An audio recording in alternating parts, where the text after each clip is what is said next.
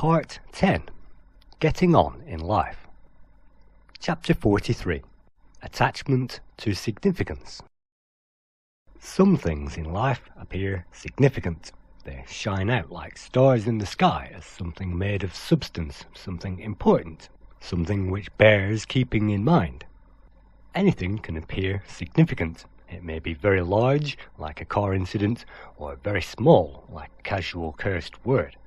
Something as small as an uttered word can appear more significant than a sheer catastrophe, and those small things can be blown up to such a huge proportion that they become a catastrophe, and if that thing explodes, well, that thing lands on everybody. Our attachment to significance in life dictates how reasonable we appear to be. So if we attach significance to everything and point out those significances to others, then they may not be appreciated, and certainly if we continue to point out insignificances to others, that may irritate them, and we may get irritated ourselves from not being listened to. In reality, things are as significant as we ourselves wish them to be.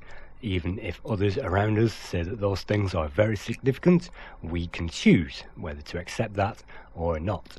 Things are on the table until we move those into position. If we make things more significant than they actually are, they may dominate the table, and we may have to negotiate those to make our way. Sometimes we don't even realize that what we are making significant is actually not a major problem, or something which is actually easily solvable has turned into something more complex. Even if we regard ourselves to be the wisest, most honest, most respectful philosopher in the world, someone with calm and grace and inner peace, there is one more trap for the philosopher to face, and if they fall into that trap, well, it's a long way down back to the bottom. Yes, just like the ego trap we faced earlier, this trap is just as deadly, but rather than sending someone back to square one by transforming them into the big I am, the big ego man, in this case, this trap will make the person regard themselves as amateur and useless. Yes, this is the trap of being caught in the web of significance. If someone enters your life and automatically points things out and makes things significant, then no matter what your usual rational sensibilities may say, you may get irritated at that point and say, how dare you point these things out because they are not significant to me. For example, someone could walk up to you and say, your hair's a mess, your face is a mess, your clothing is a mess, your house is a mess, you live in a cesspit, and you are not a nice person to know, without actually knowing you or anything about you. They could attempt to place labels upon you and say things about you which are not true. They can go on and on about things which are apparently not right and not good, and if only you'd changed, then maybe your life would change as a result. It is their way over your way, and, well, who cares what they think? Or at least that's the trap, because if you suddenly don't care what they think, you may even write those people off as being too hard work to deal with. It is certainly hard to handle someone with tender loving care when they are throwing insults in our direction and ripping our heads off for having shoes on the carpet. It's easy to have our feelings dashed when someone else says that we are not good enough, and we tend to believe the things that other people say. Really, it is just their opinion, and their opinion is based on nothing. Just like the alien observing the tree from a distance, no matter how much they imagine that they might know you and know everything about you, their imagination can actually be so far from the truth that it can be the polar opposite to a matter of fact. And you might waste your breath pointing out the matter of fact that in actual fact you don't think that way, and you aren't being that way either. The point to remember here is that these people are attached to significance. And no matter how large or small that significance may appear to you, to them it means everything, at least enough to open their mouth and to say something about it. Otherwise they would not have bothered. They would have saved their energy and kept their mouth shut. So if something is significant to them, then somehow it has an impact on you. This makes you feel depressed and in the wrong, and you cannot stand against someone who is adamant that they are correct in your presence, no matter if you are standing in their home or your own. Sometimes you may wish to get those people out of your home in order to deal with that significance. Some philosophers say that we are the cause and the reason for everything in our life, and we attract everything into our life, so may as well take this by the horns and find out what this is all about. If you ask those people and inquire about this significance, then sometimes they will relent and say it is my problem, but most of the time they will say it is your problem and you must deal with it. Yes, in reality, it really is their problem, and if you took them out of the picture, there would be no problem. So once again, if you take the philosopher out of the picture, there really is no problem because there is nothing to fight against. But in this case, the philosopher is being significant about the fact that someone else is being significant, and that is a repetitive order. You cannot beat that chain unless you break out of that by realizing that the thing which they said was significant after all, and something must be done. Something must be done in life when things can't go on that way any longer. If someone points something out which is intolerable and you cannot do anything about it, then, well, that becomes a trap of personal insecurity. It is easy to mastermind our own misery, to perpetuate our own torment, even for the greatest philosopher in the world. The solution is to realize we still have the power, and we can change the present at any moment, because the present is as flexible as dough in a bakery, and we can bake any kind of bread with that dough, and we can make any kind of mold to shape that as we choose, because resistance is futile. If you fight that kind of energy, it will just come back and haunt you all over again. The point is to not to be inactive. The solution is to be active. Chapter 44. Being proactive. There are 4 ways in which we can be active in life. The first way is to be inactive. That's right, sometimes we can be active simply by being inactive. Being inactive is sometimes the best way to let water flow under the bridge, to let things pass and to let things go. The second way is to be retroactive. That means to wait until things happen, and then when they do, we can figure out what must be done and we can fix those things right up. Sometimes we can only see things when they break down, and so sometimes we have to get in there and find the reasons why they broke down and hopefully prevent those things from ever happening again. The third way is to be reactive. That means waiting until things happen, and then as soon as they happen, you can get straight on with those and quash those and raise those things up, blow those things up, or knock those things down as required. Being reactive means being on the ball, always watching and waiting for things, and then as soon as something happens, you can get on with working with it. The fourth way is to be proactive. This means looking out for things in advance and watching for those things degrading and breaking down, because everything should at least give you a little warning before it happens, and even if you are dropping something off a plate, you have precious few seconds to reach down and grab that thing before it lands on the floor. Yes, things can be saved at the last moment. As soon as you see someone's eyes darken and their lips begin to drop, then they may be getting into a bad mood and things may be descending from there. Things like body language, tone, atmosphere and mood can predict things which are just about to break down, and sometimes noises and machinery and things like that can preempt disasters. So as long as you are on the ball, it may be possible to be proactive to keep those things strong before you get to any problems later on.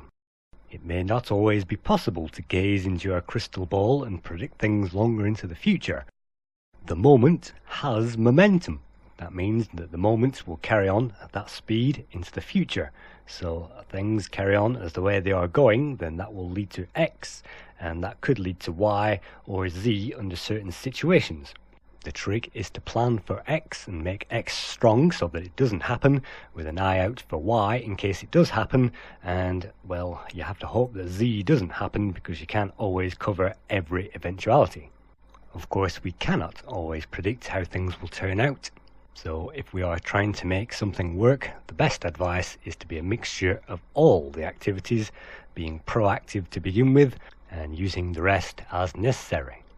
In other words, if something needs to be done ahead of time, then let's get on with it, If something needs to be done on time, then let's plan for that. And if something may need to be done at any point, then at least let's make time so that thing is possible. Any situation can be planned in advance, and strategy can be worked out ahead of time to save you time later.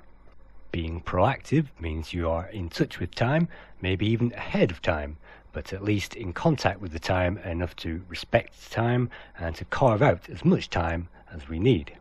If we are being proactive or even reactive, we have no worries that we have no time, and as we have seen already, time is very flexible and we have basically enough time for whatever we need. So if we use that time to our advantage, we can be proactive, even if that means buying birthday gifts months ahead of time. Yes, being proactive like this will save you time in the long run because you will no longer be at the last moment, and that gives us plenty of time to be reactive and retroactive in the moment. Chapter 45. Cogs and Wheels. If we were a hermit living in a cave miles from anywhere without any contact from anybody, and we did not speak all day, then we may be forgiven for thinking that our impact in life is pretty small. In fact, we would not realize that the others in life actually make our life possible, and without one, we would not be able to have the other. In this example, the hermit relies on someone to bring food and water because there is no food or water in the cave. He appreciates that, and that keeps him alive. He also needs someone to bring him clothing. When his rags decide to fall off his body, he relies on others to weave cotton and to manufacture clothing so that he doesn't freeze. In this way, we may realize that we require everyone else on this planet to survive, and in some small way, from the office assistant to the manager to the shop assistant, each one of these is required to make our life complete. Even the guy that maintains the drains and the sewers, even the person which cleans the shelves, even the person which fixes the roof. Every single person in life has their own responsibility and their own career and their own self-taught role, and so we must make use of everybody else to help us in life and to give each other a helping hand. Some societies dedicate themselves to giving each other a helping hand, and some groups and clubs are very famous for doing this and promoting themselves, and you have to be a member of those groups or clubs in order to benefit. Yet, if we can appreciate that we need everyone, from the humble milkman to the President of the United States, and everyone in between, the police, the fire, the army, the sportsman, we literally need everybody on the planet to make our life complete, and even the farmer, who may live thousands of miles away, is responsible for putting a breakfast on our table in the morning. There are certain things which we can do for ourselves, but in the main, where did we get that knowledge? Well, from other people. If we have picked up skills along our way, we've picked up those from other people, and so really, yet again, other people have made us who we are. This means, to a certain degree, we are each as important as each other. Each one on the planet is no higher or lower in rank than anybody else, because we need everybody to make the planet. So we cannot look down on people and we cannot look up to people, even though in society that's what they tell us we must do. In reality, everybody is just a person, and the police officer who arrests us for loitering in the street is actually a pretty nice guy underneath their uniform, and actually if you got to know them, they would just be a normal person just like you. Even the people that we hate are actually normal people, and they are in our lives for a reason. If that reason is to make us astute and to help us realize that we have power in our lives, power at least to change our lives, then those people are there for the reason of helping us.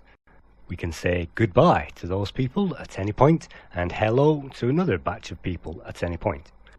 The important thing to realize is that everyone on the planet is an important cog in the machine, a machine of our own making.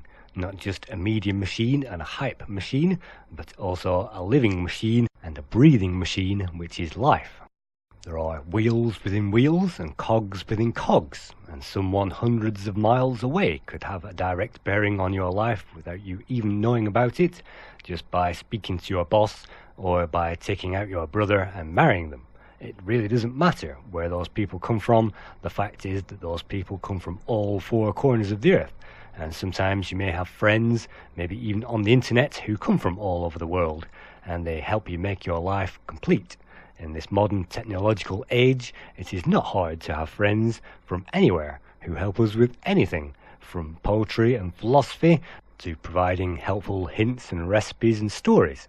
In fact, taking a look at YouTube, you will find billions of videos by millions of people who have put those things online to try and help us appreciate life. There really is no end to the number of people who flow through our life on a daily basis, and any one of those could figuratively or literally save our lives at any moment. They say it isn't what you know, it is who you know, which is important. This means that no matter how much knowledge and wisdom we each personally acquire, it is who you know which has made that knowledge and that wisdom possible, and it is who you know which helps you in life. Without knowing other people, you will be nowhere. For this reason, the philosopher really appreciates other people, because if the world wasn't their teacher and the provider of everything that they have, however temporarily, then they wouldn't be where they are today, and they certainly wouldn't be who they are today either. They say no man is an island, and that means that we cannot survive on our own. No person is unreachable. We need everyone else to survive. Chapter 46. Everything is all right. The spirit of survival is to survive, nothing more and nothing less. We can add any attachments on top of that, but life is not good in itself, nor is it bad in general to everybody. In fact, life is just seen as all right by the vast population who don't see life as anything special at all. They say a partner becomes familiar over time, and a man can get used to how his partner looks, to the point where 20 years into the marriage you say, how do you rate your partner? And he says, well, she's all right. If you buy a new house and a massive big estate, then even the richest person will say, it's all right. I could have done with something a little bigger, but it will do for now. If you've just bought yourself a new car, then if you bought yourself a BMW, then that's all right. Or if you bought yourself a Mercedes, then that's all right too. You may wish you'd bought the Ferrari, but what you settled for was all right.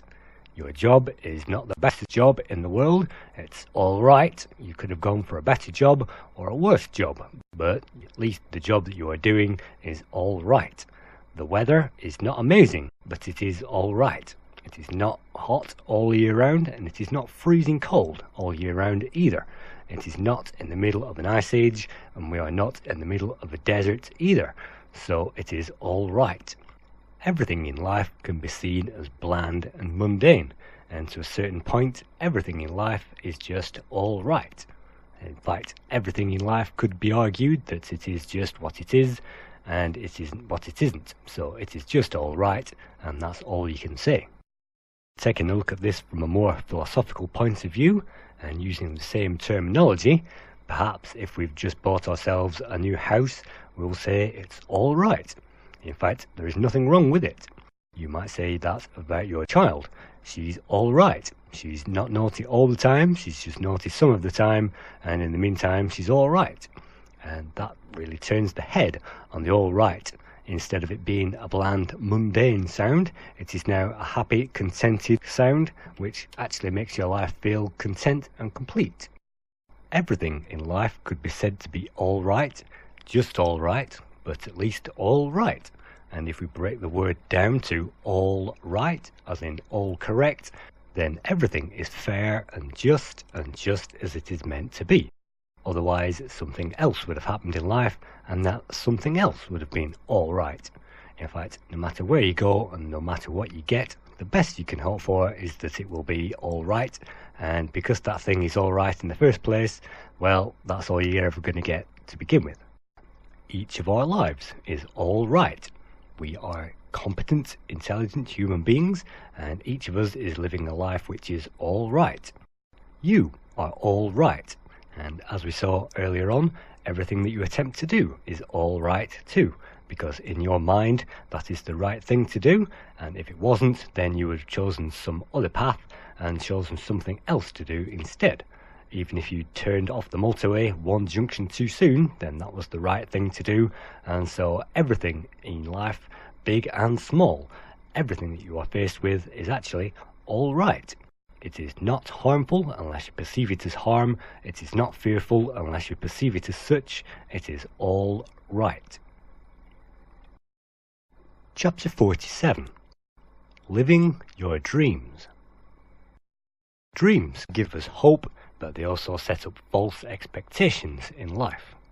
As stated in the introduction to this guide, life is often a two-way street, and it is up to us to apply such an energy to any given situation to get back a return.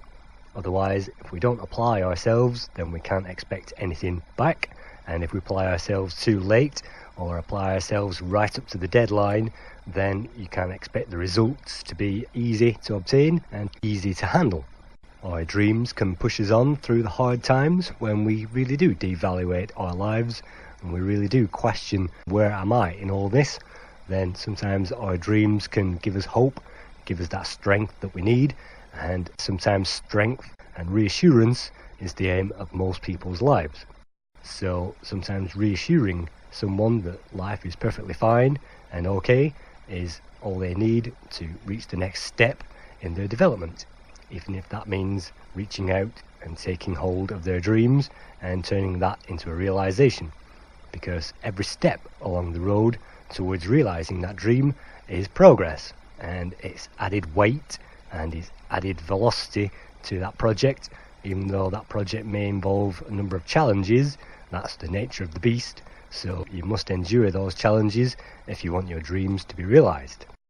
If you leave your dreams very firmly on the drawing board all your life, then guess what? Those dreams will not materialize into actuality, and that existence will not exist until you turn that thing into something material. And something material usually means writing that thing down or putting those plans into action. Even dreams which we may think have gone long lost in the past may be resurrected at some point in our lives when the opportunity arises to take care of those. And that's where the bucket list comes in, where we realise those dreams maybe towards the end of our lives, where we have the time and the energy and perhaps more money to take care of those items, and we may realise those dreams, whatever they may be. But we don't have to wait till the end of our lives to take care of our bucket list. In fact, even on a day-to-day basis, we can have small dreams and small goals to aim for, and if we accomplish those dreams, then that's great. We can lie in bed of an evening contemplating those dreams and going over everything which we achieved. That certainly gives us a great feeling at the end of the day and helps us sleep just a little better, knowing that some of our dreams, no matter how small and insignificant, may have come true. If you are impoverished right now, or in the depths of mental depression, and living your dreams certainly feels like the furthest thing away from you right now, then you can be reassured by the fact that at some point in the future that might be available, but also the fact that you can always provide yourself with some kind of a gift every week to make those dreams just a little bit easier to bear and to bring those into more of a reality. Every week you can make one step towards whatever dream may come true, even if your dream is to have a full refrigerator full of food and anything that you wish to eat over a weekend. You can accumulate items over that week so that by the weekend you have made those dreams come true and you can enjoy all the fruits of your labour. Giving yourself a little treat now and again is a way to ease the burden of nagging doubts in your mind that you are not gaining what you really wanted to gain from life.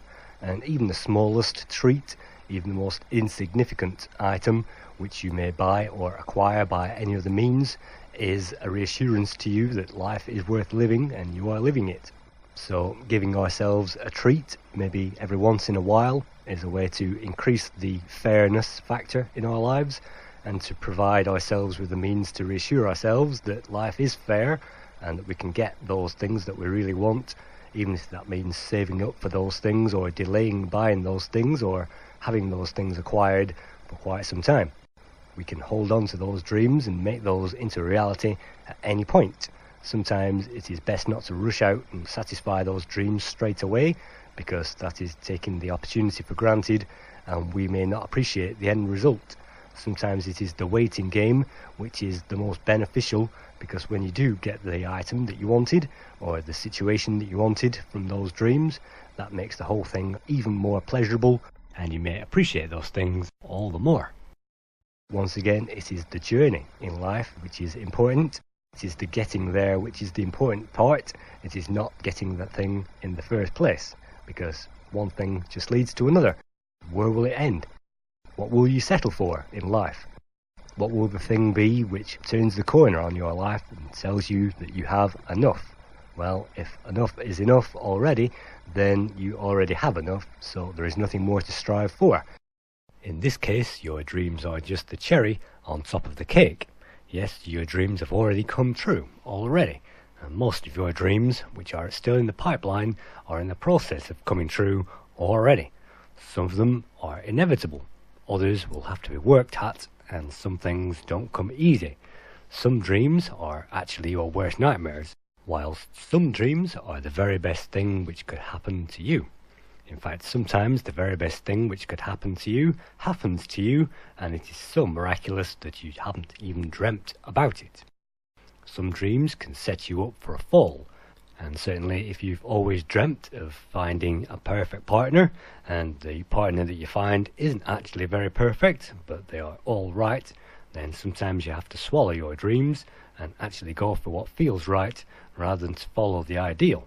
Because if you don't, sometimes you might find yourself way behind and those dreams fall by the wayside. Making the best of whatever you have is sometimes the best way to help those dreams along, and sometimes you cannot get the very first best, and sometimes second best just has to be good enough.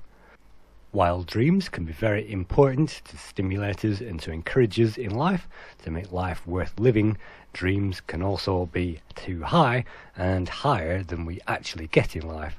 So it is important to analyse those dreams and to balance those dreams against reality, and sometimes we have to let dreams go. If your dream is to become an astronaut or a Formula 1 racing driver, but unfortunately you are 37 years old and you are simply too old to live those dreams, then unfortunately you'll have to give those dreams up. If you are around the job market for long enough and you realise that there are no jobs of your dreams around at the moment, then sometimes you'll have to swallow your pride and take on a dream which is not your dream, it is someone else's. You'll have to do a job which is okay or all right. The important thing is not to cling too tightly onto those anticipations in life and hope and pray that those things happen, because, well, they may happen if you tend to loving care those things and treat those things lightly. But if we are all serious and stern, maybe shy about those things, then probably they will not happen, and so you have to meet those things halfway. Dreams are there for the taking. Sometimes they are there for the better, and sometimes it is just a waste of time. To the philosopher, it's important to find those dreams which work and those dreams which are worth following, and then follow those as far as you can go. And if all else fails, we can still reassure ourselves by saying nothing ventured, nothing gained. If we fail, those dreams are still accessible to us in our minds, and we can pull up those dreams and relive those dreams at any point. So even if those dreams do not manifest into physical reality, we can still have a mind and we can still live our dreams.